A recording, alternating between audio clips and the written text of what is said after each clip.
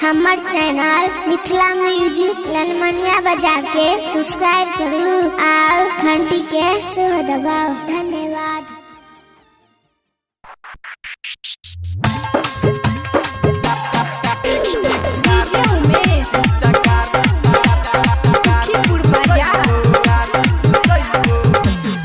पिछला साल में रंग नहीं लगलियो ओइ बेर छौरी देखैबो पिचकारी सटैबो पिछला साल में रंग नहीं लगलियो ओइ बेर छौरी देखैबो पिचकारी सटैबो गे पिचकारी घुसैबो लहंगा या चोली के भिजैबो पिचकारी घुसैबो लहंगा या चोली के भिजैबो पिचकारी घुसैबो चोली पिचकारी घुसैबो लहंगा या चोली के भिजैबो पिचकारी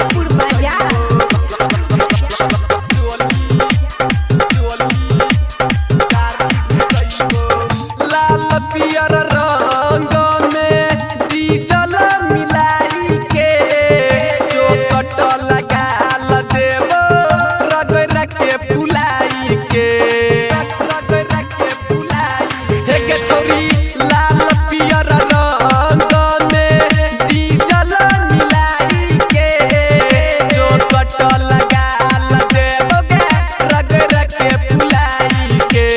पिछला साल के बदल छौरी ओइ बेर हमहु चुकैबो पिचकारी सटैबो हे गे पिचकारी घुसैबो लहंगा या चोली के भिजैबो पिचकारी घुसैबो लहंगा या चोली के भिजैबो पिचकारी घुसैबो गे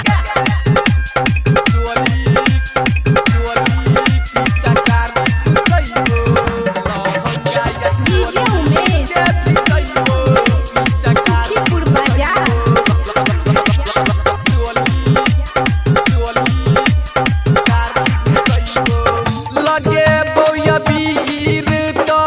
खुलतौ तो कदीर गे सन तो सिरहाली कहो